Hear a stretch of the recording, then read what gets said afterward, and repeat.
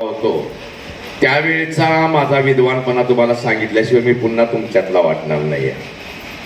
बरोबर. इंग्लिश आणि गणित किती जणांना आवडतंय रे? हात वर करा सगळ्यांनी. इंग्लिश गणित आवडणार आहे बघा तुम्ही सगळे. मला पण खूप आवडायचं. हात खाली. मला पण खूप आवडायचं. आणि हे इंग्लिश गणित आवडताना तुम्हाला माहित आहे सगळ्यांना की काही रंग आहेत या रंगांना आपण प्रतीक मानतो. म्हणजे हिरवा रंग कशाचा आहे? संपन्न सुपीक प्रदेशाचा. बरोबर ना? शेतीचा वगैरे. पांढरा रंग शांततेचा. तसा लाल रंग आहे प्रेमाचा. तर माझं इंग्लिश आणि गणित या दोन विषयावर फार प्रेम होतं. पण ते प्रेम एवढं होतं ना की ते रिझल्ट शीटमध्ये पण यायचं. त्यामुळं इंग्लिश गणितमध्ये मी कधीही 9च्या वर मार्क मिळवलेले नाही आहेत. आणि 9वी पर्यंत माझ्या इंग्लिश गणित विषयाच्या खाली लाल रेघ असायची. आता मी काय तुमच्यापेक्षा जास्त हुशार नाही आहे तर तुम्हाला कळालं. तुम्ही सगळेजण गणित इंग्लिश आवडीच्या विषयाला हात सगळ्यांचे वर होते म्हणजे तुम्ही माझ्यापेक्षा हुशार आहे. त्याला आणखीन एक अंतर आपल्यातलं मिटलं. बरोबर आहे. म्हणजे आपल्यापेक्षा जर असून बारकच आहे असं तुम्हाला वाटलं असेल आपोआपच. तर इंग्लिश गणित हे विषयाचं हे होतं. आणि नंतर काय झालं की 9वीत मी जसं आलो तसं शास्त्रानं पण माझ्यावर प्रेम केलं. आणि मॅडम शास्त्रामध्ये पण मी गच्छंती खाल्ली. आणि मग माझा रिझल्ट असा झाला की इयत्ता 9वी नापास. 1 वर्ष पुन्हा अभ्यास पक्का करून मी 10वीला गेलो. आणि 10वीला गेल्यानंतर त्यावर्षी सिलेबस चेंज होणार होता. मग कदाचित परीक्षकांना त्यावेळेला सरकारनं सांगितलं असेल की आता कोणाला शक्यतो नापास करू नका, कारण आत्तापर्यंत शिकलेलं आहे त्यातनं नवीन अभ्यासक्रम येणार यांना कदाचित येणार नाही. म्हणून त्या दयाबुद्धीनं असेल माहीत नाही पण 37.32% मी पास झालो. तर शैक्षणिक कारकीर्द अशी एकही वही कधी पूर्ण नाही आणि येतच नव्हतं काही. तर सगळ्या वह्या माझ्या मागल्या बाजूने भरलेल्या असायच्या ज्याच्यात मी भरपूर चित्र काढलेली असायची. पण माझ्या बाबतीत आहे ना जी तुमच्या बाबतीत बघा तुमच्या आता आई वडील आहे तिथं सगळे बसलेले. यांची तुमच्याकडनं अपेक्षा असते तू पहिला यायला पाहिजे, दुसरा यायला पाहिजेस, एवढे विषयात कमी कसे मार्क आले, ह्याच्यातनं नंबर कसा काय गेला.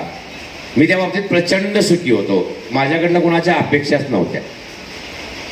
का नव्हत्या? तर मी अनाथाश्रमात होतो. मला आई वडीलच नव्हते. त्यामुळे हे जगला काय, मेला काय, शिकला काय किंवा नाही शिकला काय कुणाला काही देणं घेणं नव्हतं. आणि ज्या वेळेला एखादा अनाथपण असणं हे आज आता चुकचुकण्यासारखी बाब असते, सहानुभूतीची बाब असते, सिंपतीची बाब असते की अरे रे रे याला आई वडील नाही, त्यानं फार कष्टात काढलं. तर मला ते तसं काय वाटत नाही. मला उलट ती संधी वाटली. संधी का वाटली?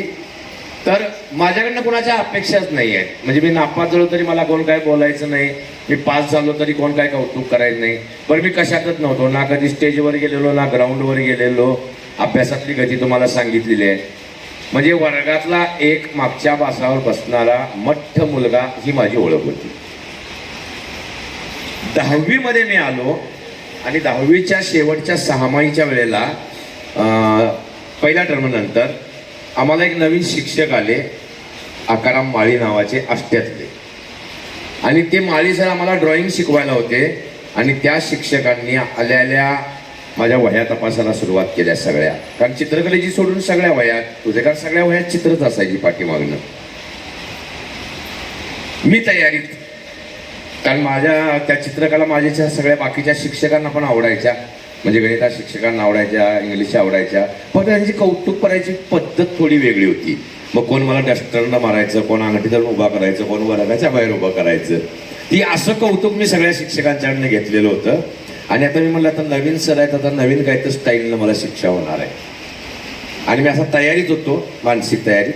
आणि अचानक सर म्हणले अरे तुझ्या रेषा किती जोमदार आहेत, काय लयदार आकार काढतोयस तू, तू खरं म्हणजे पेंटिंग कॉलेजला जायला पाहिजेस. आता पेंटिंग कॉलेज म्हणजे काय तेच मुळात माहीत नाही.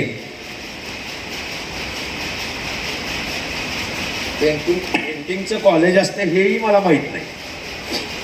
आणि अशा वेळेला एक माणूस माझ्या जीवनात येतात आणि तो सांगते की तुझ्या काहीतरी चांगलं आहे आणि याचं एक कॉलेज आहे. मी तोपर्यंत अजिबात कधी कॉलेजला जायचा प्रश्नच नव्हता. आम्हाला मुळात अनाथाश्रमातल्या 4 भिंतीतनं बाहेर यायलाच मिळत नव्हतं. आणि तिथं पुढे नंतर मग गेल्यानंतर 10वीच पास झालेलं आहे. पेंटिंग कॉलेज कुठं आहे तर ते माधवनगरच्या सागर कारखान्यावर आहे. मग मी आणि माझा एक मित्र सायकलनं हुडकत गेलो. तिथे गेल्यावर कळालं की त्याला इलेमेंटरी इंटरमिजिएट ड्रॉइंग युनिट परीक्षा पास वाचायला लागतं. तुम्हाला माहिती आहे आता इलेमेंटरी इंटरमिजिएट किती महत्त्वाचे आहेत, तुम्हाला मार्क मिळतात. मग मी त्या कधी दिलेल्याच नव्हत्या. मग आता 2 वर्षात 2 परीक्षा द्यायला पाहिजेत. मग तोपर्यंत काय करायचं, मग 11वी 12वी करूया. मग माझा मित्र होता असलम, ज्याच्यामुळं मी त्याच्यामुळेच 10वी पास झालोय. आणि त्याच्यासोबत अभ्यासाला तो माझ्या घरामध्ये घेऊन जायचा, स्पेशल परवानगी घेऊन आश्रमातनं आमच्या. आणि मग तिथं गेल्यानंतर त्याला मी एकच रिक्वेस्ट केली की मला आता ॲडमिशन घेऊन दे, कारण तो पण लेट झालेला होता. आणि म्हणलं गणित कुठं नसेल तिकडे घे. मग तुमच्यात माहित आहे काय की तुमची तर भांडणं होतात बघा. तुम्ही त्यावेळेला काय करत नाही, पण नंतर गणितावर डाव काढता खुन्नस ठेवून. तेव्हा तुम्हाला असं केलतास काय दाखवतो तुला. तसं कधीतरी आम्ही कधीतरी लहानपणी भांडलेलो असेल. त्यांना माहित नाही त्या बाबानं मला कॉमर्स कॉलेजला नेऊन जा. म्हणजे आधी गणिताच्या बाबतीत दुष्काळ, त्याच्यात कॉमर्स, त्यात वर्ग शिक्षकांचा पहिला तास अकाउंटन्सीचा. 12वी पर्यंत मी एकदाही त्या तासाला हजर राहिलो नाही. माझ्याकडे सबळ कारण होतं. मी सकाळी दूध टाकायला जायचो, पेपर टाकायला जायचो. पण ते सगळं करून पण मी त्या तासाला हजर राहू शकत होतो, त्या टायमिंगमध्ये येऊ शकत होतो. पण मी त्याची संधी घेतली. सर म्हणलं असं असं मला काम करायला लागतंय, त्यामुळे मला काय पहिल्या तासाला येता येणार नाही. ॲक्च्युली भीती ही होती की ते गणित आहे. आणि मग तेव्हापासून अजूनही डेबिट कुठल्या बाजूला लिहितात, क्रेडिट कुठल्या बाजूला लिहितात माहीत नाही आहे. आणि त्यामुळे आयुष्याचा जमा खर्च सुद्धा कधी मांडला नाही, ही जमेची बाजू. पुढं 11वी 12वी असताना 12वीमध्ये मी आलो. आणि 12वीमध्ये माझा एक आनंद काळे नावाचा मित्र होता, त्यानं मला सिनेमा बघायला नेलं. तर तोपर्यंत मी आयुष्यात कधीही सिनेमा बघितलेला नव्हता, आम्हाला अलाउडच नव्हतं. आणि 12वीला काय झालं की एकदा कॉलेज होतं, काहीतरी अचानक कारणानं कोणतरी एक्सपायर झाल्यामुळे सुट्टी पडली. आणि मग तो म्हणला चल म्हणला सिनेमाला. मी म्हणलं सिनेमा म्हणजे काय, तर म्हणलं असं पिक्चरच्या टॉकीमध्ये असतंय ते. त्याने घेऊन गेला. मग पहिल्यांदा मोठा पडदा वगैरे असं सगळं बघितलं. साल होतं 1986. पहिला चित्रपट बघितला इल्जाम, हिरो होता गोविंदा. आणि मग ते बघून आल्यानंतर आपण माहिती काय ते भव्य देव बघितलं की त्या प्रेमात पडतो. मी पहिल्यांदा पिक्चर नावाचा प्रकार पहिल्यांदा बघितलेला. म्हणजे माणसं हलतात, बोलतात, एवढी मोठी दिसतात वगैरे. तोपर्यंत माझं नॉलेज असं होतं की धर्मेंद्र आणि हेमा मालिनी ही 2च माणसं आहेत जी सिनेमा करतात. पण एकदा ते रोटी कपड्यावर मकांचं पोस्टर लागलेलं. मी माझ्या मित्राला म्हणलं ह्याच्यात 3 धर्मेंद्र, 3 हेमा मालिनी आहेत. हे नॉलेजच तेवढं होतं. ते चित्रपट बघून आलो. त्यानंतर परत लकीली आणखीन एका मित्रानं त्याचा दुसरा चित्रपट बघायला मला 86 नावाचा. त्यात पण पुन्हा गोविंदाच होता. मग मला असं वाटायला लागलं की हा एकटाच असतो सगळ्या सिनेमात. आणि मग तो पिक्चर बघून आलो. आणि एका दिवशी अचानक माझ्या एका मित्रानं म्हणला, सागऱ्या तू जरा त्या गोविंदासारखा दिसतोयस. डोक्यात बसलं. आता दिसतोयस म्हणल्यावर दिसतोयस, मग त्याच्यासारखं दिसतोय तर मग जसा चान्स मिळेल तशी त्याचे चित्रपट बघायचे.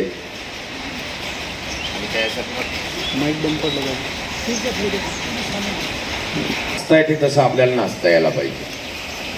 आणि मग माझ्या नृत्याला इथून सुरुवात झाली. डान्स मी कोणाकडेही शिकलो नाही.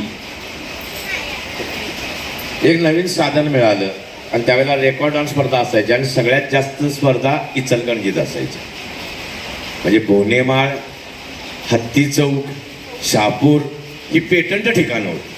पेटंट. आणि मी रात्री सायकलने यायचो.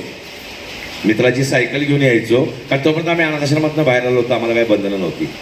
सायकलने यायचो. राजवाडा चौकातली एक स्पर्धा, भोनेमाळची एक स्पर्धा, हत्ती चौकातली एक स्पर्धा, शहापूरची एक स्पर्धा करून तसं जायचं. आणि दुसऱ्या दिवशी परत रात्री येऊन बक्षिसं गोळा करायची. ह्या इचलकरंजीनं मला त्या काळामध्ये प्रिन्स नावाची उपाधी दिलेली होती. माझी इथं म्हणजे ही साधारणपणे 87-88 पासून 90-91 पर्यंतची गोष्ट आहे की सर त्या काळामध्ये इचलकरंजीमध्ये माझ्या हेअरस्टाईलची, माझ्या डान्सची कॉपी करणारी एक पिढी होती अख्खी. आणि त्यामुळं मला आज आनंद काय आहे की त्या काळामध्ये ज्या इचलकरंजीनं मला जगवलं, जनता बँकेसमोरचे पोहे खाऊन रात्र काढलेले आहेत, त्या कट्ट्यावर आम्ही बसलेलो आहे. छत्रपती शिवरायांच्या पुतळ्यासमोरच्या कामगार कल्याण मंडळाचं जे सगळे हे आहेत घरं आहेत ती, त्या घरांमध्ये तिथल्या काही मित्रांनी माझी त्यावेळेला झोपायची व्यवस्था केलेली आहे. धोत्रे परिवार माहिती आहे तुम्हाला सगळा गांधी पुतळ्याजवळचा, त्या कुमार धोत्रे, श्रीकांत धोत्रे या सगळ्या पोरांनी मला त्यावेळेला त्यांच्यात रात्री झोपायची व्यवस्था केलेली आहे. ह्या सगळ्या परिसरानं मला त्यावेळेला सांभाळलं आणि ह्या परिसरानं सगळ्यात पहिल्यांदा माझं अनाथपण मिटवलं. तिथली कित्येक घरं माझी झाली, त्या प्रत्येक घरातले आईबाप माझे झाले. मी अभ्यासात नव्हतो, मला छत्र नव्हतं, माझं आयुष्य घडलं कसं समाजामुळे घडलं. आणि म्हणून मला आज त्या इचलकरंजीचं करून कुठंतरी त्याच भागामध्ये येऊन व्यक्त करायला मिळते, याचा मला आज आनंद आहे. आता मला वाटतं नमनाला एवढं घडाभर तेलपूर आहे. आता मुद्दा काय आहे की मी तुम्हाला काय सांगणार आहे. तर विशेषतः माझा संवाद पालकांशी आहे आणि मुलांची पण आहे. 7वीची किती जण आहे तरी जरा हात वर करा. हा, 7वी वाले तुम्हाला एक प्रॉब्लेम सुरू आहे काय आता सध्या आई बाबांच्याकडनं. मी सांगतो की तुम्हाला कुठला आहे. तिकडे जायचं नाही, तिकडे करायचं नाही, अभ्यासात लक्ष द्यायचं, बाकी काय करायचं नाही. चालू आहे ना, त्रास होतोय ना. प्रामाणिक आहेत पोरं. आता तुमच्या पालकांच्याकडे येतो. 7वी 8वीची पालक, 7वीचे पालक किती आहेत तिकडे साधारणपणे आहेत? थोडंफार तरी आहेत. होते. पूर्वी सगळं आमचं ऐकत होतं, अलीकडे आमचं काय ऐकत नाही. पहिली तक्रार आहे का? कॉमन तक्रार आहे का नाही? सगळ्याच पालकांची असते ही, अलीकडे आमचं काय ऐकत नाही. तर याच्या पाठीमागे एकच सांगतो की पालकांना या मुलांना थोडंसं आता तुम्ही तुमच्या जवळ घ्यायचं आहे. मगाशी मला वाटतं माझ्या विषयाची सुरुवातच सरपंचांनी करून दिली. काय झालंय की तुमची आमची पिढी एका इमोशनल बॅकग्राऊंड मध्ये वाढली. आपल्याला आत्या, काका, मामी, मामा ही सगळी होती आणि ही जवळची होती. आपल्याला 15-15 दिवस आपण मामाच्या गावाला राहिलेली पिढी आहे. आत्ताच्या पोरांना मामा आणि मामी दोघं पण एक दिवस पण ठेवून घेत नाही आणि पोरं पण राहत नाही. बरोबर, आपण बिनधास्त राहायचो. त्याच्यातलं जे प्रेम होतं, जे इमोशन होतं ना, ते या पिढीकडे नाही आहे. ही पिढी प्रॅक्टिकल आहे. का प्रॅक्टिकल आहे? त्याला पण कारण आपणच आहे. थोडंसं जी 5वीची वगैरे मुलं आहेत त्यांच्या पालकांनी आठवून बघा. ते मूल जन्मल्यानंतर रडले किंवा रडतंय म्हणल्यावर, किंवा सगळं पहिल्या, दुसरी, तिसरी, चौथी सगळ्यांच्याच मुलांच्या आहेत. मूल रडतंय म्हणल्यानंतर पूर्वी आई थोपटायची. आईने नाही थोपटून राहिलं तर आजी मांडीवर घेऊन थोपटायची, किंवा एखादा मामा किंवा एखादा आजोबा त्याला बाहेरनं फिरवून आणायचा. आज पोरगं रडायला लागले कारण आता आजी पण नाही आहे घरात, मामा पण नाही आहे घरात, आता मी आणि माझा राजा राणीचा संसार, बाकीची नाती कोण नको. म्हणजे आता काय काय वेळेला अटच अशी असते, सासू सासरे आहेत काय, नंदा आहेत काय, म्हणजे पोरगं रिजेक्ट. तर त्यावेळेला तसं होतं. आणि आता असं झाल्यामुळे झालंय काय की पोरगं लढा लागले, स्वयंपाक तर करायचा आहे, नवऱ्याचा डबा भरायचा आहे, बाकीची भांडी धुवायची ठेवल्यात. मग काय, आमच्याकडे एक छानपैकी एक इडियट बॉक्स आलाय मोबाईल नावाचा. ते मोबाईल लावून ठेवायचा. मग ते रांगणारं पोरगं, पालतं न पडणारं पोरगं पासून सगळी पोरं ती त्याच्याकडे बघत राहतात आणि थांबतात लढायचं. ही जादू आमच्या आयांना सापडली. हरकत नाही, तुमच्या मजबुरी असतील, तुम्ही त्यावेळेला तेवढी वेळ देऊ शकत नव्हता, तुमच्यावर कामाचा डोंगर होता. पण हे दूध तुम्हीच पाजलं ना मोबाईलचं पोरांना. मग आता ती मोबाईल मध्ये लक्ष घालून बसतात म्हणून तक्रार करायचा तुम्हाला कितपत अधिकार आहे? तर नाही आहे. पण ज्या वेळेला आपण या मुलांना सांगतोय की मोबाईल हातात घ्यायचा नाही, जास्त सारखं सारखं बघत बसायचं नाही, मोबाईल मध्येच सारखं नसायचं, त्यावेळेला आपण मोबाईल पासून किती लांब आहोत ह्याचा सुद्धा थोडंसं आत्मपरीक्षण करणं गरजेचं आहे. पण या मोबाईल मधून आम्ही करतोय काय? तर 2 गोष्टी. एक, कोणतरी सकाळी आपल्याला काहीतरी पाठवतं, अशी 50 माणसं असतात तर आपल्याला काहीतरी पाठवणारी, आणि त्यांनी पाठवलं की ते आधी मी कधी पुढे पाठवीन ह्याच्यात आपण बिझी असतो.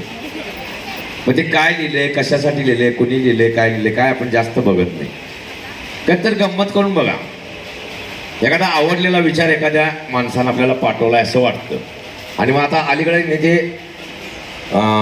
त्या कॅप्शनला एक आता एक नवीन टायटल यायला लागले, एकदा तरी आयुष्यात वाचलंच पाहिजे असं.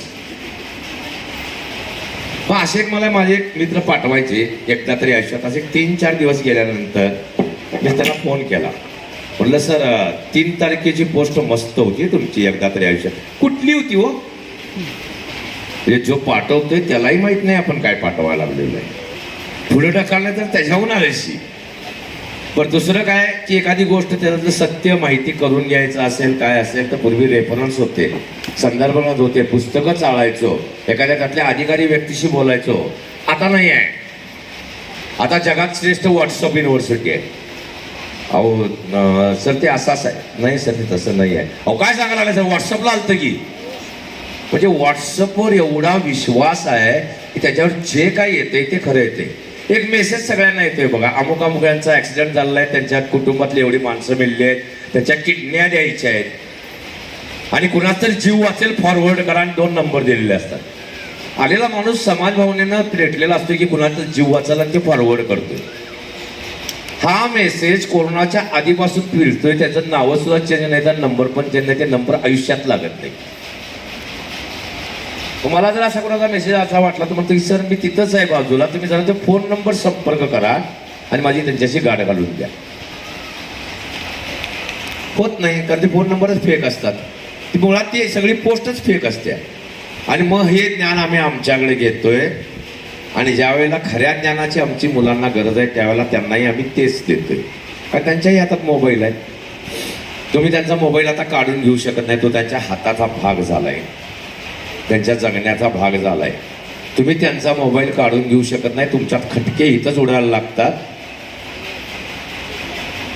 त्या मुलांना एक गरज असते, आपलं कुणीतरी ऐकतंय.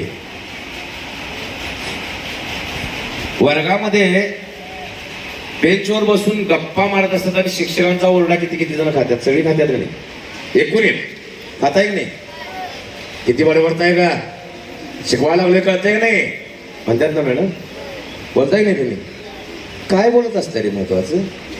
काय आठवतंय मागच्या शनिवारी काय काय बोललेलं सांगा बघू जरा मला. मुलाला आठवते नाही आहे? पालकांनी हेच लक्षात ठेवाय, मुलांना आज कोणतरी आपलं ऐकतोय, आपण कुणाची तरी बोलतोय, हा संवाद फार महत्वाचा. तुम्ही आता 7वीत आहेत, आतापासून त्यांचे बंद दिसतातच, पण 8वी 9वीला तुम्हाला त्रास आहे काय बघा. एखाद्या नेमकं पोरगं असते, आपल्याला असं वाटत असते, हे प्रत्येक आईला वाटत असते, आईला जास्त, बापाचं सोडा, आईला जास्त वाटत असते माझं पोरगं त्याच्यामुळं बिघडायला लागले, असं प्रत्येक आईला वाटते. म्हणजे ही प्रत्येक पोरं बाद आहेत का? नाही आहे, पण त्यांना वाटत असते की माझं जे पोरगं आहे ते त्याच्यामुळं बिघडायला लागले. मग त्या काय सांगतात, त्याच्याबरोबर फिरायचं नाही, त्याच्याबरोबर दिसलाच तर तगडी तोडीन म्हणतात का नाही? आवाज यायला पाहिजे.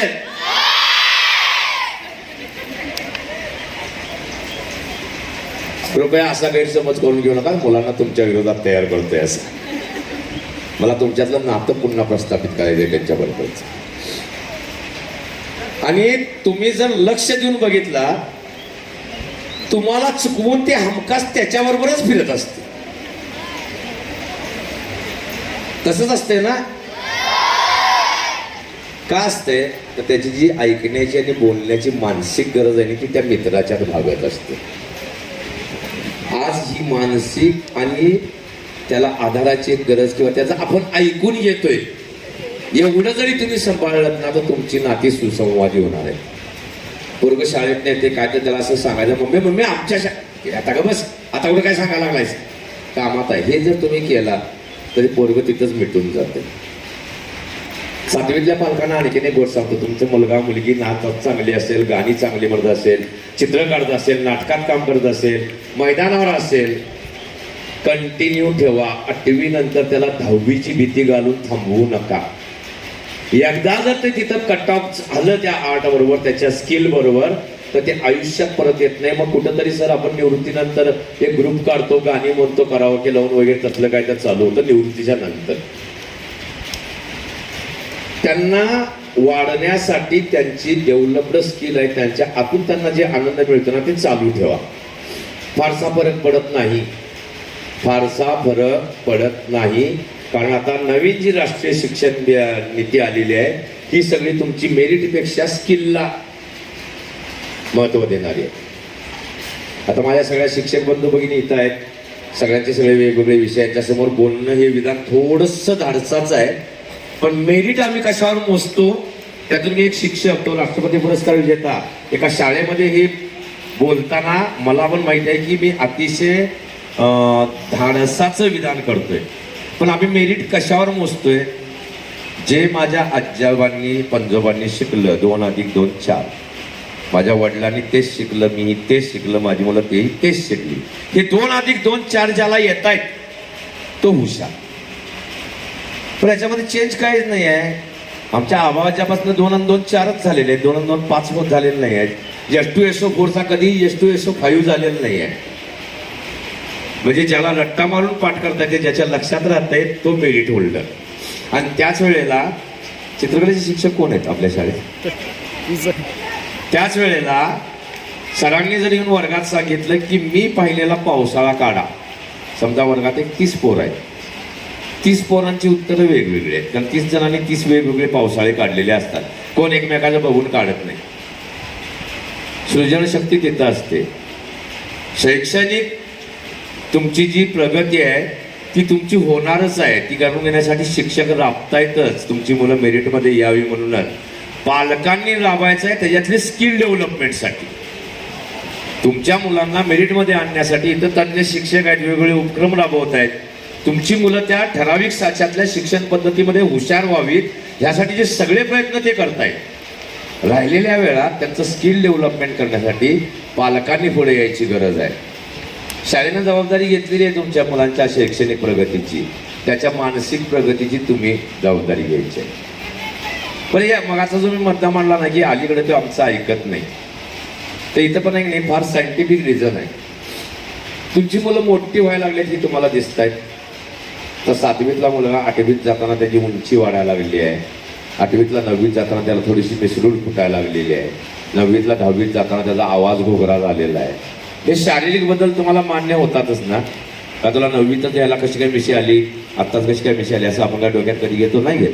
हे हार्मोन्समुळे होणारे चेंजेस आहेत फिजिकली. तर हे हार्मोन्स जर तुमच्या मुलांच्या मध्ये शारीरिक चेंजेस करत असतील तर हेच हार्मोन्स तुमच्या मुलामध्ये मानसिक चेंजेसही करत असतात. त्याच्यामुळं साधारणपणे 7वीतून 8वीत जाताना या मुलाला स्वतःचं एखादं मत तयार होत आलेलं असतं. विचार करून बघा, 5वीमध्ये तुम्ही त्याचा वाढदिवस करायला ड्रेसच्या दुकानात घेऊन जाता, तुम्ही तुमच्या आवडीचा ड्रेस त्याला घेऊन देता. 7वी नंतर घेऊन द्यायला बघा की त्यानं घातला तर विचार, घालतच नाही. ती घेतच नाही. मुळात मला असलं नकोच आहे म्हणते, नाहीतर नको मला नकोच, मला घेतलं तर त्याच घ्या. त्याची स्वतःची मतं तयार झाली असतात. त्याच्या मताचा रिस्पेक्ट करा, तर तो तुमचा पुढे रिस्पेक्ट करणार. ही फार तरल प्रक्रिया आहे आणि ही घरातूनच व्हायला पाहिजे. ही शिक्षकांच्यातून होऊ शकत नाही आहे, कारण आम्हाला लिमिट आहे. आमच्याकडे मुलं 30 मिनिटं आहेत आमच्या हातात प्रत्येकाचे, फक्त 30 मिनिटं, आणि त्यात आम्हाला त्यांची शैक्षणिक प्रगती साधायची आहे. मानसिक संवाद आमचा त्यांच्याशी होतोच. आई वडिलांच्या पेक्षा जास्त ज्याच्यावर विश्वास असतो तो घटक म्हणजे शिक्षक. तुम्ही बघा, तुम्ही इंग्लिशमधल्या स्कॉलर असाल, तुम्ही इंग्लिशमधून खूप काही मोठ्या शिकलेला असाल, मुलगा तुमचा काहीतरी इंग्लिश लिहायला लागलाय, ते चुकीचं लिहितं असेल तुम्हाला वाटलं, आणि तुम्ही जर मुलाला सांगितलं की असं नाही असं लिहायचं असते, ते जागी होते मम्मी का बस आमच्या बहिणीने असंच सांगितले.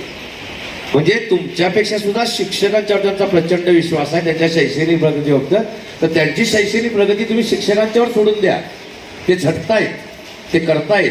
तुमची मुलं मेरिटमध्ये आणण्यासाठी ते प्रयत्न करतायत. तुम्ही त्याचा घरी अभ्यास कुठला घ्यायचा आहे, तर सगळ्यात पहिल्यांदा त्याला थोडीशी मोकळीक द्या. त्याला पाठवा खेळायला, पडून येऊन दे, कपडे घाण करून दे, काही प्रॉब्लेम नाही आहे. त्याला त्यातला ज्या वेळेला आनंद कळेल ना, त्यावेळेला त्यातल्या त्या हातातल्या डबड्याचा उपयोग नाही आहे हे लक्षात येईल. एक नवीन वादळ आपल्यावर घोंगावते बघा, तुम्हाला माहीत असेल तर. लखनौ विद्यापीठानं 19 फेब्रुवारीला एक रिसर्च पेपर प्रसिद्ध केलेला आहे, ज्याच्यामध्ये 21 तज्ज्ञांनी मिळून एक निष्कर्ष काढलेला आहे की मोबाईलचा स्क्रीन टाईममध्ये सगळ्यात जास्त घातक स्क्रीन टाईम कुठला आहे, तर 30 सेकंदाच्या रील्स. आपण तुम्ही सगळे बघताय, पोरं तर बघतातच, आया पण बघतात, बाप पण बघतात, हे मला माहिती आहे आणि सत्य आहे, पचवायला काय हरकत नाही. 30 सेकंदाचा रील्स बघितलं की तुम्ही लगेच असं करता, तुमच्या बोटाला तर ती सवय लागली. असं 2-2.5 मिनिटाचं सुद्धा तुम्ही काय कंटिन्यू बघू शकत नाही. तुमच्या मेंदूला तुम्ही ती कमांडच देऊन ठेवली आहे की जगामध्ये 30 सेकंदापेक्षा बघण्यासारखं ऐकण्यासारखं काही नाही आहे. त्यामुळे उद्या तुम्ही नाही जरी म्हणला नाही, आणि मी गॅरंटी देतो तुम्ही आता कोणी पण रील लावायच्या 10 रील एकसारख्या न फॉरवर्ड करता बघून यायच्या, स्क्रोल न करता नाही बघू शकत तुम्ही. तुमच्या मेंदूतल्या मेंटॉलिनला तो आदेश मिळालेला आहे की 30 सेकंदाच्या वर तिथं रेंगाळायचं नाहीस. जास्तीत जास्त गोष्टी बघायच्या, जास्तीत जास्त गोष्टी बघायच्या, हाही आपण मेंदूला आदेश देतोय. आज व्हायला लागले काय की इंटरनेटमुळे जग जवळ आले, आपण सगळं बघतो. पालकांनी आता बघायचं आहे काय माहिती आहे, मुलगा साधारणपणे आपला 8वीत येणार असेल तर त्याचे करिअर ऑप्शन्स बघा. आपल्याला 3च माहिती आहेत, सायन्स, आर्ट्स, कॉमर्स. एक तर डॉक्टर होईल, नाहीतर इंजिनियर होईल, नाहीतर AI ला जाईल, नाहीतर IIT ला जाईल. IIT कडे माझं पोरगं जाणार नाही, IIT कडे माझं पोरगं जाणार नाही कदाचित. मग त्याला IIT लाच कसं घालायचं याच्यावर मी फोकस करीन, मग त्याला मी राबवीन, त्याला वेगवेगळे क्लास लावीन, हे करीन. पण तुमच्या मुलग्यामध्ये जर ITIचीच कुवत असेल तर, त्याला ITIची आवड असेल तर तुम्ही तुमची आवड त्याच्यावर थोपायची का त्याची तुमच्यावर घ्यायची. आणि आज तुम्हाला सांगतो, जगातला सर्वोत्तम पर्याय, जी मुलं तुम्हाला हुशार नाही आहेत असं वाटतात मेरिटनं, पण जी स्किलनं डेव्हलप होऊ शकतात अशी मुलं आहेत, ह्यांना ITI सारखा सुंदर पर्याय नाही. अगदी उदाहरणासहित सांगतो तुम्हाला. ITI तुम्ही 8वी नंतर पण करू शकता, 10वी नंतर पण करू शकता. माझी विनंती आहे की तुमच्या मुलांना काहीही करून, जी मुलं तुमची बौद्धिकानं कमी वाटत आहेत पण धडपडी आहेत, काय तर मोडलेलं तोडलेलं किंवा तोडलेलं मोडलेलं जोडायला आवडते, काय ना काय तर त्यांच्या चिकित्सक होते आहेत, अशी प्रत्येक पोरं आहेत. जवळजवळ सगळीच पोरं अशी असतात, फक्त त्यांना आपण वळवून अभ्यासाकडे आणलेलं असते. पण ते पोरांना आवडतं, नवीन काहीतरी बघायचं, ते उघडून बघायचं, त्याच्यात काय आहे बघायचं, नवीन काय ते वस्तू घेऊन द्या की पहिल्यांदा ते खोलायला बघतात. आज तुमच्या मोबाईलमध्ये माहीत नसलेले सगळे पिक्चर्स तुमच्या 5वी ते 7वीच्या पोरांना माहीत आहेत. आपलं चॅलेंज आहे. मग मी असं नसतंय ग, इकडे घ्यायचं असते मग ते इकडे करायचं असते, सांगतात ना आपल्याला. ती टेक्नॉलॉजी येत परत ती, म्हणजे त्याच्यात ती स्किल आहे, त्याला वाढ देऊया की. तुम्ही मुलांना 10वी नंतर जर तुमचा मुलगा असं वाटत असेल तर त्याच्या मेनू त्याला आवडत नाही ते ITI ला जाणं, हे पण सांगतो. कारण ITI ला एकतर मुली नसतात आणि 11वीला कॉलेजमध्ये गेल्यावर मुली बिली असाव्यात अशी एक स्वाभाविक प्रामाणिक भावना असते त्या वयाची. ITI मध्ये टर्नर किंवा फिल्टर दोन्हीतला कुठलाही एक कोर्स करा. ITI मध्ये टर्नर किंवा फिल्टर दोन्हीतला कुठलाही एक कोर्स करा. 2 वर्षाचा कोर्स आहे. म्हणजे ज्यावेळेला बाकीची पोरं 12वीला जातील त्यावेळेला तुमचा पोरगा टर्नर किंवा फिल्टरची पदवी घेऊन बाहेर पडलेला असेल. ताबडतोब मुंबईला जवळजवळ 28 संस्था आहेत जिथं मरीनची एक्झाम घेतली जाते. मरीन म्हणजे शिपिंगमध्ये, जहाजावरची. तिथं तुम्ही त्या पोरग्याला 18 महिन्याचा कोर्स करा. इकडचं हुशार मेरिटवालं पोरग ग्रॅज्युएट होईपर्यंत ते 2 वर्ष आणि ते 18 महिने, म्हणजे 3 वर्ष 8 महिन्यामध्ये, 3 वर्ष 6 महिन्यामध्ये तुमचा मुलगा 80,000 पगारावर शिपवर जॉबला लागलेला असेल. 80,000 स्टार्टिंग बेसिक आहे आत्ताच, आणि 5 वर्षांना ते आणखीन वाढेल. बरं, काम काय आहे? जहाजावर फिरायचं आहे. जहाजासोबत संपूर्ण जग फिरायचं आहे. एकच अडचण आहे जी आमच्या महाराष्ट्रीयन लोकांना जास्त आहे. 8 महिने जहाजावर थांबायला लागते, 4 महिने पुन्हा घराकडे. त्या 4 महिन्यामध्ये तुमचा जर 80,000 पगार असेल तर तो 40,000 तुम्हाला घरात बसून मिळतो कंटिन्युएशनचा. जगभर फुकट फिरून येतात. महाराष्ट्रीयन मुलांची मानसिकता अशी आहे, आम्ही आता सांगितलं की असं कर, 8 महिने घ्यायचं नाही सर, गणपती मिरवणूक होऊन जाते की. म्हणजे आम्ही अडकायला लागलोय कशात बघा सर. आम्ही फॉरेन एक्सचेंज नावाचा एक प्रकार चालू केला आहे. माझे काही मित्र फॉरेनमध्ये आहेत, माझे काही विद्यार्थी फॉरेनमध्ये आहेत, की मध्यंतरीच्या काळामध्ये परदेशामध्ये नोकरीचा आमिष देऊन फसवणूक हा एक प्रकार चालू होता. त्याला आळा घालण्यासाठी आम्ही अशी ती ज्या देशामध्ये तिथल्या ॲथॉन्टिक संस्था ज्या आहेत त्यांची एक लिस्ट काढली, त्यांच्याशी आम्ही टायअप केलं आणि आमची आता वर्ल्ड वाईड ऑर्गनायझेशन आहे द चान्स नावाची, म्हणजे संधी, तुम्हाला एक संधी. आम्ही याच्यासाठी कुठलीही फी घेत नाही. तुमच्या मुलांच्या मध्ये स्किल जे आहे किंवा तुमची मुलं जी काही शिकलेली आहेत त्या मुलांनी पुढं काय करायचं आहे ह्याच्यासाठी जे गाईडलाईन आहे त्यासाठी ज्या योग्य कंपन्या, योग्य संस्था आम्ही सुचवतो ज्या विश्वासार्ह आहेत. सर, युगांडामध्ये मला ऑफर आली होती की आम्हाला 20 ते 26 मधले 300 शेतकरी मुलं पाहिजे आहेत. 300 शेतकरी मुलं. या मुलांचा जाण्या येण्याचा सगळा खर्च ते करणार होते, तिथं राहण्याचा जेवण्याचा सगळा खर्च तेच करणार होते. आणि त्यांची अपेक्षा माझ्याकडनं अशी होती की महाराष्ट्रामध्ये शेती प्रधान आहे, 300 मुलं सहज मिळतील. तिथं त्यांना पगार होता, डेव्हलपड काम फक्त फार्मिंगचंच होतं, शेतीचंच विथ मशिनरी होतं. कारण युगांडा आपल्यापेक्षा शेतीच्या बाबतीत पुढं आहे, पण त्याच्याकडे मनुष्यबळ नाही. 300 मधले सर 3ही शेतकरी मी कोल्हापूर जिल्ह्यातनं पण देऊ शकलो नाही. ज्यांना मला माहिती होतं की त्यांना मी जायचं होता, ग्रामपंचायत सगळी प्रयाग चिखली वगैरे ही सगळा भाग आहे, मुख्याध्यापक मॅडमना माहिती आहे, सगळी शेतीच आहे आपली इथे. पोरं शेतीत कामच करत नाही, तो बरोबर आहे. आता पोकलँड घेणं एक फॅशन आहे आमच्याकडे, पैसा येतो ताजा. शिवाय ऊसाला काय डेव्हलपमेंट जास्त लागत नाही, त्यात काय ते तोडणीवाला तोडून नेला, ट्रॅक्टरवाला ट्रॅक्टर भरून. स्वतः शेतकऱ्यांना लावायची क्षेत्रच शिल्लक नाही आहे. एकही मुलगा मिळाला नाही. 1.25 महिन्यानंतर सर बिहारमधून मला 300 मुलं मिळाली 600च्या ऑप्शननं. ही 300 पाहिजेत का, ही 300 पाहिजेत सांगा. आज ती पोरं तिथं सेटल आहेत. प्रत्येकाला किमान महिन्याला 1,20,000 रुपये पगार आहे. 11 महिन्याचा त्यांचा बॉन्ड असतो. 11व्या महिन्यानंतर सोडून देतात. 4 वर्ष झाली सर बिहारमधलं एकही पोरगं भारतात अजून आलेलं नाही. क्या करणे का उधर आके, इधर मजे में आहे. आमची पोरं घरला कवाईन असं चाललं असतं. ही मानसिकता आपण रुजवली आहे, कारण आपण आपल्यामध्ये सांगतोय की एकुलते एक पोरगा आहे आमचं, आमच्याजवळच राहून दे. या एकुलते एकपणामुळं आपण त्याला कुटुंबापासून तोडले, एकुलते एकपणामुळं आपण त्याला सगळ्या आपल्या परिवारापासून तोडले. मुलांच्यावर आपण आपली मतं लागतो. मुलाला एखादी आत्या आवडत असेल आणि आईचं आणि आत्याचं म्हणजे नंदाजावचं पटत नाही शक्यतो करून, तर त्यांना वाटत असेल नाही तिच्याकडे कशाला जाते, ते जायचं नाही सारखं सारखं. पोरग्याची आत्या तिथंच संपते, नाती बांधली जात नाही. आज नाती बांधायची गरज आहे, कारण आपण अशा उंबरठ्यावर येऊन पडलेलो आहे की याच्या पुढं आपल्याला. आता साधी गोष्ट बघा की आपले पूर्वी फॅमिली फोटो होते, खूप मोठा उत्सव असायचा. म्हणजे जे आता साधारणपणे 60च्या पुढचे लोक आहेत, 50-60च्या आसपासचे, त्यांना माहीत आहे की एकाच खुर्चीवर ते पाठीमागं पुढं उभा करायचं वगैरे, असा घरातला एक फोटो काढला जायचा आणि तो घरात लावून ठेवला जायचा. त्यावेळेला एक सगळं कुटुंब त्या निमित्ताने एकत्र यायचं, कारण आम्ही ऑलरेडी एकत्र असायचं. आम्ही आता आज किती एकटे आहे हो, आज आमचा फोटो काढायचा असेल तर आम्हाला असा करून काढावा लागतो, ज्याला आम्ही सेल्फी म्हणतो. म्हणजे आज आपण तुम्ही छान दिसता हे सांगायला समोरचा माणूस पण आपल्या जवळ एक पण नाही आहे की तो छान दिसतोय तुझा फोटो काढूया म्हणणारा. आम्हीच म्हणतो छान दिसतोय मी, क्लिक क्लिक क्लिक.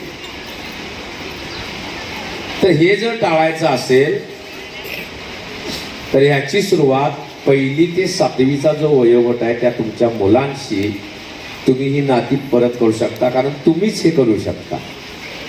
8वी ते 12वीच्या मुलांच्याकडे आता ती अपेक्षा नाही आहे, कारण त्यांच्या पालकांमध्ये दरी प्रचंड वाढलेली आहे.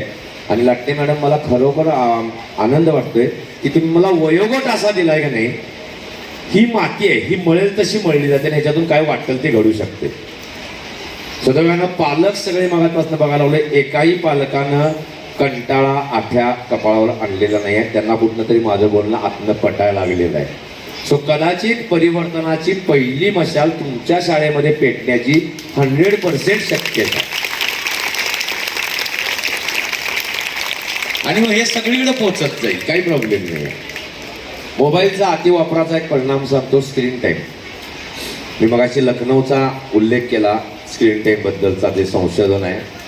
तुमचा मोबाईल स्क्रीन टाईम 24 तासामध्ये मिळून जर 3 तासापेक्षा जास्त असेल 3 तासापेक्षा जास्त, आणि ऑलरेडी तो आपला आहे. 3 तासापेक्षा जर तुमचा जास्त असेल मोबाईलचा स्क्रीन टाइम तुमचा, तर तुम्ही क्रोनिक अटॅक किंवा स्ट्रोकचे पेशंट होऊ शकता. तो कधी आला तुम्हाला कळणार पण नाही. ब्रेन आणि किडनी दोनच त्याच्या जागा आहेत. क्रोनिक पेन्स, स्नायू आकडायला चालू होतात सगळे. आणि हा धक्कादायक निष्कर्ष मी स्वतः अनुभवलाय. जवळजवळ एक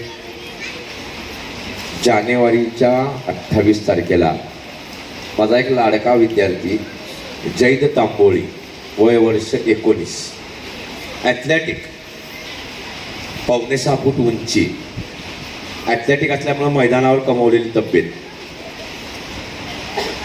हे सगळं असताना त्या मुलाला मोबाईलचा प्रचंड नाद होता आणि तो कायम मोबाईलमध्ये असायचा. त्याची प्रॅक्टिसची वगैरे वेळ सोडू ना, म्हणजे त्यावेळेला तो प्रचंड राबायचा. पण त्याच्या वडिलांचं दुकान होतं, तिथं पण काम करायचा. पण मोकळा वेळ मिळाला की मोबाईल. कालांतरानं असं झालं की त्याची इथले मायनेची स्नायू आखडली, खांद्याचे स्नायू आखडले आणि त्याला मान अशी सुद्धा करता येईना. त्याला असं वळायला लागायला लागलं.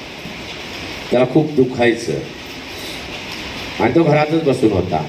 आता घरात बसून काय करायचं म्हणून तो मोबाईल पुन्हा घेऊनच होता.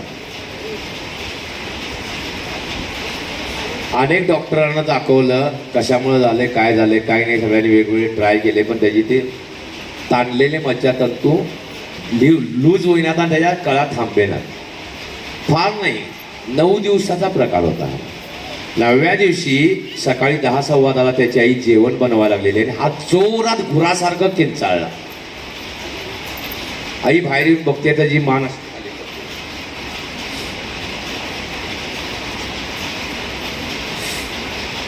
त्या मुलाचे हे मज्जातंतूचे स्नायू तुटून त्याची मान खाली झटक्याने, जी शेवटपर्यंत परत कधीही वर झाली नाही. 2-3 दिवस आम्ही त्याच्यावर उपचार करतो. त्यावेळेला त्याला इथं खाली असा टॉवेल बांधायचा आणि त्या टॉवेलवर अडकवायचं असं आणि त्याला असं बसवायचं. ते वर्ग फक्त रडत होतं. हळूहळू त्याचे डोळे असे खाली आले की ओठ खाली यायला लागले. चेहरा सगळा असा खालच्या बाजूला ओढत गेला आणि 2.5 दिवसानंतर तो गेला. का गेला, कशामुळे गेला काय कळालं नव्हतं. एवढा चांगला ॲथलेटिक मैदानावरचा पोरगा, रनिंगमध्ये फर्स्ट येणारा, वेगवेगळ्या जिम्नॅस्टिकमध्ये होता. हा जातोय कसा की त्याच्या वडिलांना पण गोडं पडलं होतं, मला पण पडलं होतं. आणि त्यामुळं त्याचं पोस्टमॉर्टम त्याच्यात शक्यतो, इथं जर मुस्लिम समाजाचे लोक असतील त्यांना माहीत आहे की शक्यतो पोस्टमॉर्टम करायला आपण बघत नाही. पण मी त्याच्या वडिलांना आग्रहानं म्हणलं की अब्बा, जैदला नेमकं काय झालं असेल, कळायचं असेल, ते कुणाला होऊ नये असं वाटलं असेल तर तुम्ही तुमचे इस्लामी रीतिरिवाज थोडेसे बाजूला ठेवूया, पण आपण त्याचं पोस्टमॉर्टम करूया. त्यानंतर त्याचा विसेरा काढला, किडनी, हार्ट, ब्रेन, काही सॅम्पल्स त्याच्या घेतले बॉडीतले आणि ते लखनौला पाठवून दिले. कारण तो पण लखनौचा तो रिझल्ट मी बघितलेला होता. डॉक्टर प्रभू, न्यूरोसर्जन आपले, त्यांनी त्या कामात माझी खूप मदत केली.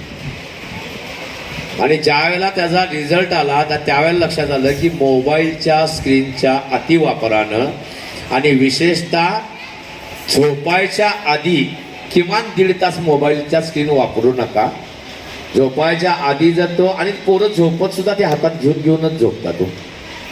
याच्यामुळं त्याच्या रेजिसचा परिणाम त्याच्या बॉडीवर, त्याच्या मज्जातंतूवर झाला होता. आणि तो जगातला पहिला chronic pains attack with blast, दोन्ही फ्रॉम द मोबाईल स्क्रीन टाईमचा पहिला बळी ठरला. किती भयानक आहे बघा. पोरांनो, तुम्ही पण लक्षात घ्या. हे मोबाईलमध्ये बघण्यापेक्षा, मोबाईलमध्ये खेळत बसण्यापेक्षा मैदानावर खेळा, चित्र काढा, गाणी म्हणा, निरुद्देश खेळ खेळा. आमच्या मुलांना माहीत नाही आहे तो आट्यापाट्या माहीत नाहीत. आमच्या मुलांना ठिकरी माहीत नाही आहे. आमच्या मुलांना विटीदांडू माहीत नाही आहे, गोट्या माहीत नाही आहे. आमच्या मुलांना आपण कितीतरी बिनपैशाचे खेळ खेळलेले सगळी माणसं आहेत. त्या मुलांना काहीच माहीत नाही, ना मोबाईल गेमच माहिती आहेत फक्त. हे पण कुठेतरी परत आणायचं असेल तर आपण सगळ्यांनी मिळून प्रयत्न करूया. आमचे काही मित्र होतो, आम्ही काय म्हणजे पारंपरिक खेळांचं जतन करण्यासाठी पारंपरिक खेळ पुन्हा चालू करतोय.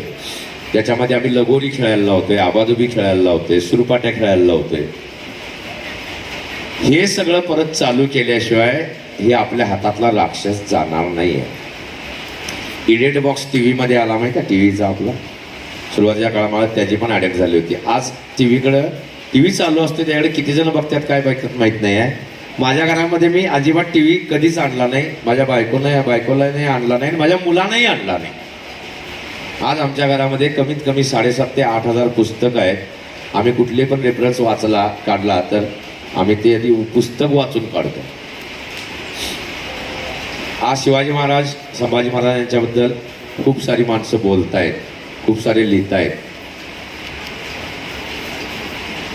मध्यंतरच्या काळामध्ये असं आलं होतं की आता जसा मोटिवेशनल स्पीकर म्हणून एक प्रकार आलाय, म्हणजे मार्गदर्शक. आता जसं माझं व्याख्यान चालू आहे तसंच एक कोणतरी बोलत असतो माणूस, आणि तो अचानक मग उठतो आणि मुलींना असं घाईवरून सोडतो, स्वतः रडतो, बापाकडे बपोरी एकदा मिठभर त्याला करतो आणि आम्ही टाळ्या वाजवतो.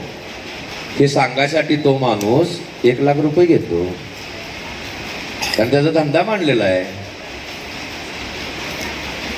पण दुसरी महत्वाची गोष्ट काय की जेवढे मोटिवेशनल स्पीकर आहे सर यांचं लहानपणाने फार गरिबीत गेलेलं असते. ह्यांना 2-2 दिवस 3-3 दिवस खायला मिळालेलं नसते. आई शपथ ह्याच्यापेक्षा भयानक परिस्थिती मी होतो, पण मी एकही दिवस उपाशी राहिलेलो नाही. मी अगदी प्रामाणिकपणानं सांगतो. कोण ना कोण तर तुम्हाला जेवायला खायला देतच, उपाशी कुणीच राहत नाही. भिकारी राहत नाही, तर त्याच्या पलीकडची तर कुठली स्टेप नाही आहे.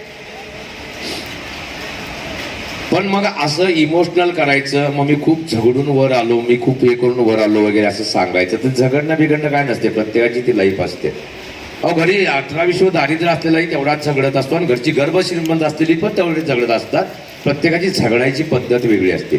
तर या मोटिवेशनल स्पीकरचा जसा आता धंदा आला ना, तसा मध्यंतरीच्या काळात शिवाजी महाराज, संभाजी महाराज यांच्यावर बोलणारे फार उगवलेले होते. तार स्वरामध्ये वरडून बोलायचं बिलायचं. शिवाजी महाराज असं आता हे होते, ते होते, ते चेतवायच्या भावना.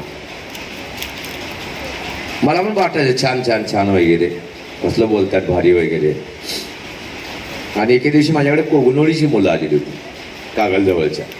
म्हणले सर संभाजी महाराजांचं आमच्या इथे व्याख्यान ठेवायचं आहे आणि आम्हाला एखादा व्याख्याता पाहिजे आहे. मग जे काय आता तथाकथित स्वयंघोषित इतिहास तज्ज्ञ मंडळी आहेत वगैरे, त्यांना मी त्यांचे नंबर दिले. ती मुलं त्यांच्याकडे गेली आणि थोड्या वेळात त्या मुलाचा फोन आला, सर जरा पैसे कमी करतात का सांगा की. म्हणजे म्हणलं काय, ते म्हणाल्यात की व्याख्यानाला मला 25,000 तरी पाहिजेत, तर मी येणार आणि प्रवास खर्च. मला थोडासा वेगळा विचार आला डोक्यात. म्हणलं ठीक आहे, म्हणलं तुमचं बजेट किती आहे. तर म्हणलं एक 15-16 हजार आहे. मी दुसरा बघतो व्याख्याता. म्हणलं तुम्ही जावा. त्या मुलांना मी पाठवलं आणि मग बरोबर आदल्या दिवशी त्या मुलांनी फोन केला, सर व्याख्याता ठरला काय, आम्हाला जरा बोर्ड लावायचा. म्हणलं बोर्ड लावलेलं त्या माणसाला आवडत नाही, आणि 2 जण आहेत, दोघातलं कोण नक्की येणार आहे मला माहीत नाही आहे.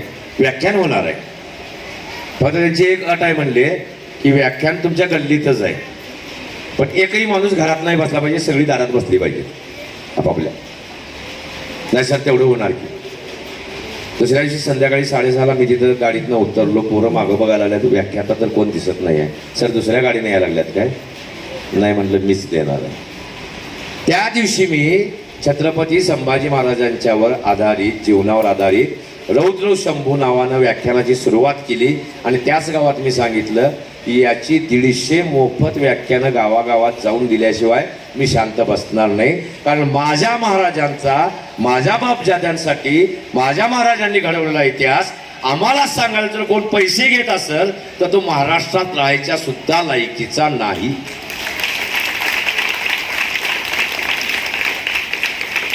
आजही मी जिजाऊ असतील, छत्रपती शिवराय असतील, शहाजी राजांच्यावर कोण व्याख्या देत नाही. मी सर शहाजी राजांच्यावरची पण तयारी केली. आणि मला सुदैवानं आप्पा परब यांच्यासारखे गुरु लाभले, ज्यांनी 300च्या वर पुस्तकं फक्त छत्रपती शिवरायांच्यावर लिहिलेली आहेत. शंभूराजांच्या व्याख्यानामध्ये एक गोष्ट मी आवर्जून पळतो, युवा पिढीला हे माहीत असावं. शेवटचे 40 दिवस मी आणतच नाही. शेवटचे 40 दिवस मी आणतच नाही, ज्याचं आज मार्केटिंग पूर्ण व्हायला लागले. मी 22व्या वर्षी महाराज राज्यावर आले, त्याच्या आधीचे 12वे वर्ष आग्र्याला गेले, ती 10 वर्ष 12 ते 22 मधला शंभूराजे कसे घडले ती, आणि 22व्या वर्षून 32व्या वर्षी काळ झालेला आहे. फक्त 10 वर्ष ते पण 9 वर्ष 7 महिने मिळालेले आहेत. 9 वर्ष 7 महिन्यामध्ये माझ्या शंभूराजांनी काय केलं एवढंच मी सांगतो. मला पुढचं सांगायची गरज नाही आहे. ते सांगणारे आणि त्याच्यावर पैसे मिळवणारे भरपूर लोक आहेत. मी मोफत सांगतोय, मला जे सांगायचं सांगणार का, मला कोण जबरदस्ती करू शकत नाही. मी तुझ्या पैशाच्या मिंद्यात नाही आहे. साधी गोष्ट आहे, 127 लढाया शंभू महाराजांनी लढाया किती लढल्या? 127 लढाया फक्त 9 वर्ष 7 महिन्याच्या कालावधीत. आपण 10 वर्ष पकडूया, 365 एकूण दिवस झाले 3650. 3650 मधनं प्रत्येक महिन्यातले साधारणपणे 90 दिवस वगळायचे 365 मधनं. पावसाळ्याचा आहे, त्यामध्ये काही होत नाहीत मोहिमा वगैरे. साधारणपणे 28च्या वगैरे साधारण असा आसपास ते आकडा येतोय. त्याला जर भागिले करत गेलं तर सर एका मोहिमेला त्या माणसाच्या हातात 20 दिवस लागतात. 20 दिवस कंटिन्यू, म्हणजे आयुष्यभर काढवलं. याच्यामध्ये झोपलेलं, लग्न झालेली, जेवलेली, टायमिंग धरलेलीच नाहीये. 20 दिवसामध्ये राज्य कुठं आहे? अहद तंजावर कर्नाटक, ते तहद पेशावर पाकिस्तान, कच्छच्या रणातून. त्या माणसानं ध्यास कसला घेतलेला होता हे का शंभूराजे आम्ही सांगत नाही पोरांना. वयाच्या 12व्या वर्षी आग्र्यामधून शंभूराजे निघालेले होते. 14व्या वर्षी ते महाराष्ट्रात पोहोचलेले. 2 वर्ष ते संपूर्ण भारतातून फिरत त्या कलशांच्या बरोबर आणि कवी भूषणांच्या सोबत आणि आणखी 2 व्यक्तींच्या सोबत येत होते. मधल्या काळामध्ये या बाळाच्या कानावर ब्रजभाषा आणि संस्कृत भाषा पडत होती. त्याचा अभ्यास त्या 2 वर्षाच्या काळामध्ये येऊन रायगडावर आल्यावर 15व्या वर्षी बुद्धभूषण नावाचा संस्कृत ग्रंथ लिहिणारा IQ काय असेल त्या पोरग्याचा त्यावेळेला. हे काम शंभूराजे आम्हाला सांगत नाहीये. जगातलं पहिलं बुलेट प्रूफ जॅकेट शंभूराजांनी बनवलं. 28 दिवस स्वतः फॉन्ड्रीमध्ये वेगवेगळे धातू वितळवून त्याची नोंदी आहे इतिहासामध्ये, त्याच्या बखरीमध्ये. आणि त्याची ट्रायल स्वतःवर घेतली. स्वतःच जॅकेट घातला आणि म्हणले घाल गोळी बघूया. हे शंभूराजे आदर्श आहेत. हे घ्या की, हे सांगायला पाहिजे आम्ही मुलांना. आज आम्ही म्हणतोय मुलींचं मोफत शिक्षणाचा पहिला कायदा शंभूराजेंनी त्या काळात केलाय. मुलींना मोफत शिक्षणाचा पहिला कायदा शंभूराजेंनी केलेला आहे. आज आम्ही समान नागरिक समान हक्क देतोय स्त्रीला. आज तुमच्या पंचायत समिती सगळीकडे आपण 30% आरक्षण सगळं आणलेलं आहे. 100% आरक्षण देणारे शंभूराजे आहेत स्वतःच्या पत्नीला. कसं माहितीये काय, मी जर राज्यकारभारावर नसेल तर माझा राज्यकारभार तुझ्या सही शिक्क्यानं चालेल. सखी राजने जयती नावाचा येसूबाईंना दिलेला पहिला शिक्का जगातला पहिला माणूस आहे आपले अधिकार आपल्या बायकोला देणारा. हे शंभूराजे सांगायचे आहेत आम्हाला. आज छत्रपती शिवराय, छत्रपती शंभूराजे ही आमची दैवत आहेत. काय शिकायचं आहे यांच्यापासून? जिजाऊंनी शिवाजी घडवले, शिवराय घडवले, पण जिजाऊंनी त्याहीपेक्षा जास्त शंभूराजे घडवले. कारण आई वाढल्यानंतर हे बाळ फक्त आणि फक्त आजीच्या तालमीत वाढलेलं. आजीच्या तालमीतच युद्धकला शिकले. आजीच्या जिजाऊंच्या बद्दल एक मला सांगावंसं वाटेल की सिंदखेडच्या बखरींमधून उल्लेख आहे की ही जिजा एवढी चपळ आहे की ती बिनखुबीराची 2 घोडी पळवत्या आणि ह्या घोड्यावरनं त्या घोड्यावर उडी मारते. हे स्किल कुठल्या पुरुषाच्यात नव्हतं, त्यावेळेस त्या लहान जिजाऊंच्यात होतं. मग त्यांची जडणघडण कशी झाली असेल.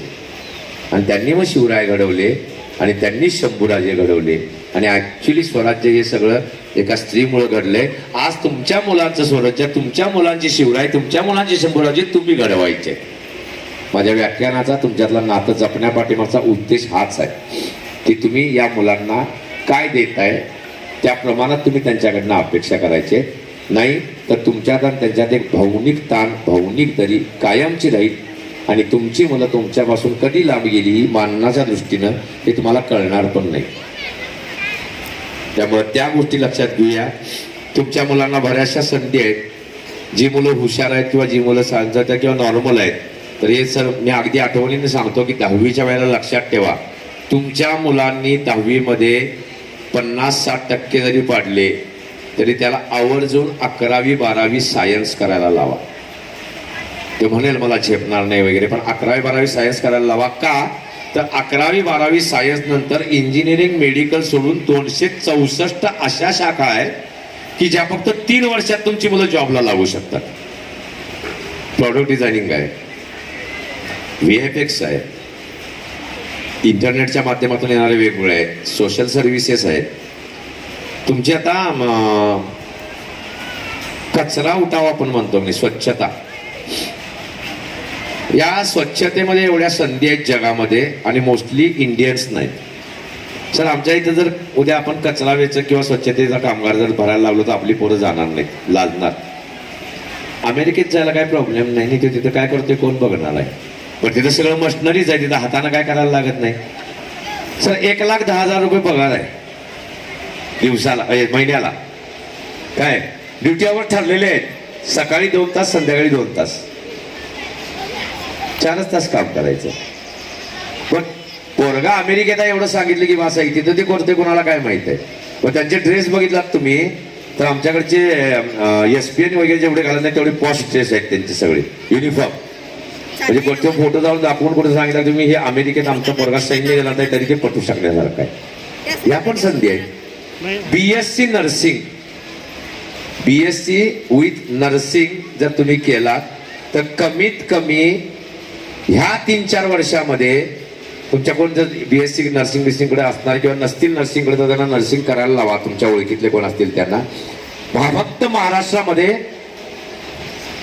3,27,000 गव्हर्नमेंटच्या नोकऱ्या आहेत. संधी शोधायच्या आहेत आपल्या.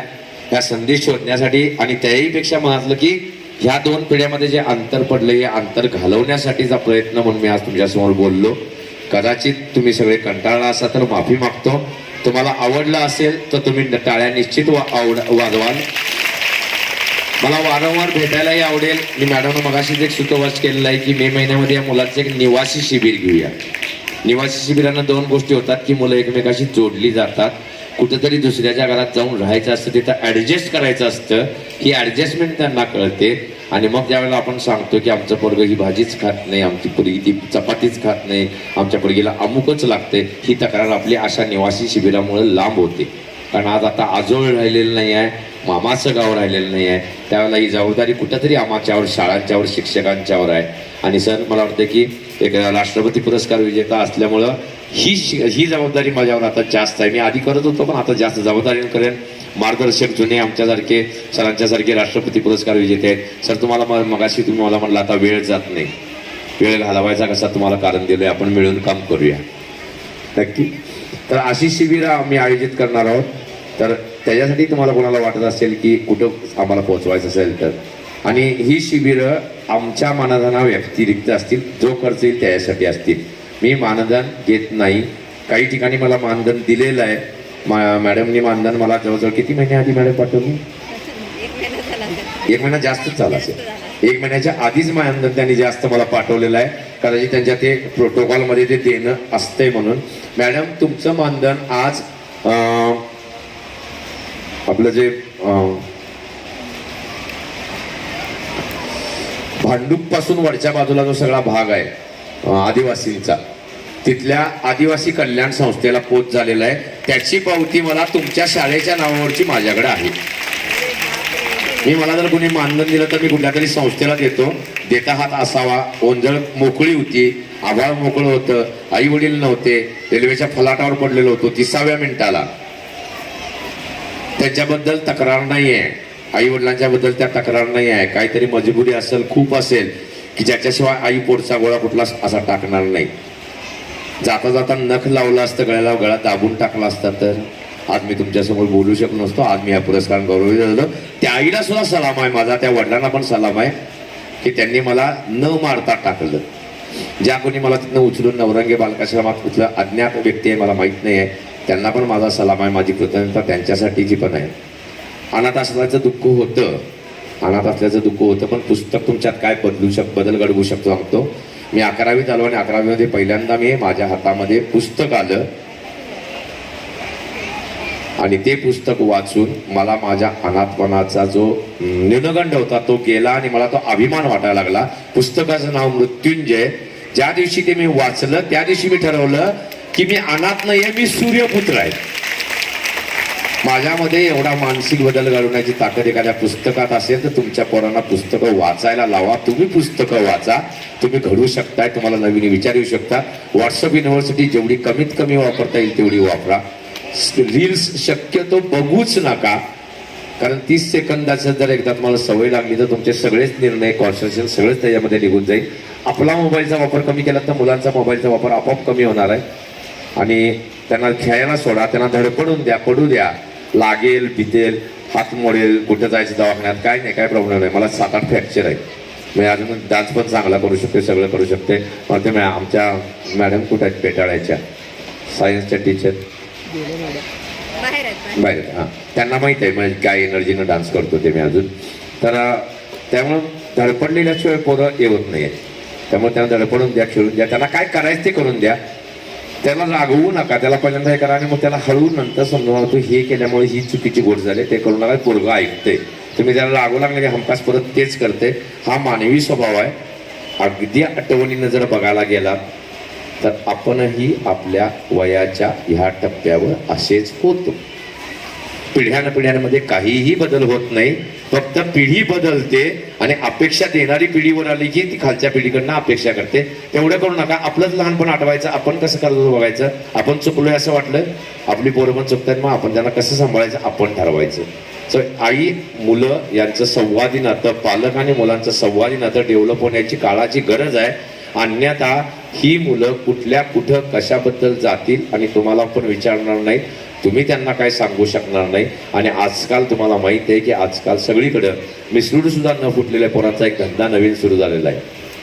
ही पोरं कधी शाळेत काय 4 शब्द बोलले असतील का नाही माहीत नाही, कधी कविता पाठ असेल का माहीत नाही आहे, पण ही कुठलं तरी एक वाक्य घेतात, ते पाठबीट करतात आणि मग ती पोरं अशी येतात. जगाला ओरडून सांग ना, आपण जे आहे की नाही, आपण कोणाच्या पाला भिणार नाही, आपण आपलं जग निर्माण करतोय काय. हा,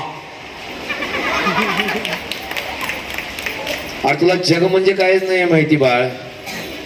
तू कुठं तर गल्लीत खुन्नस द्यायला हे सगळं करायला लागलायस, कोणतं तुझा एक भांडणाच्या पोरग्याला दाखवायला करायला लागलायस. आणि हे रील्स आम्ही बघतो,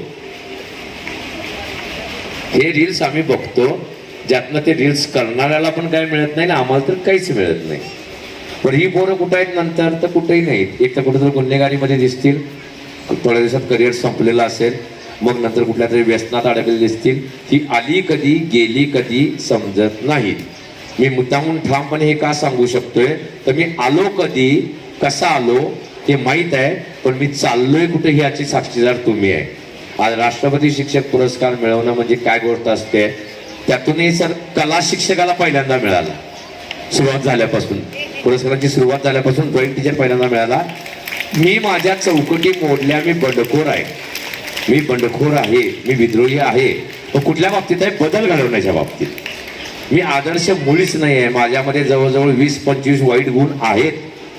मी आयडियल नाही आहे, पण मी माझ्या चुकातून काय शिकलोय ते समोरच्याला सांगू शकते. माझ्या चुका प्रांजळपणाने कबूल करून मित्रा मी हेच करत होतो, याच्यामुळेच मी काही करू शकलेलो नाही आहे. तर मी आज तुम्हाला एक अतिशय सांगतो, मला आई वडील कोणी नव्हते, मला कुठली नाती नव्हते, तरीही मला नात्यांचं महत्त्व जर कळत असेल, नाती कशी जपायची जर कळत असेल, तर तुम्ही तर परिवारामध्ये, परिवाराच्या छत्रछायेमध्ये वाढलेली माणसं आहात. माझ्यापेक्षा प्रॅक्टिकली तुम्ही खूप जाऊ शकाल. पुढच्या भविष्यासाठी तुम्हाला आणि तुमच्या मुलांच्यातलं विसरलेलं संवादी नातं पुन्हा एकदा प्रस्थापित होऊन दे. तुमच्या मुलांच्या मेरिट बरोबरच तुमची स्किल डेव्हलपमेंट पण मुलांची होऊ दे, ह्या शुभेच्छा देतो आणि अतिशय कंटाळवाणं झालेलं माझं भाषण थांबवतो. धन्यवाद.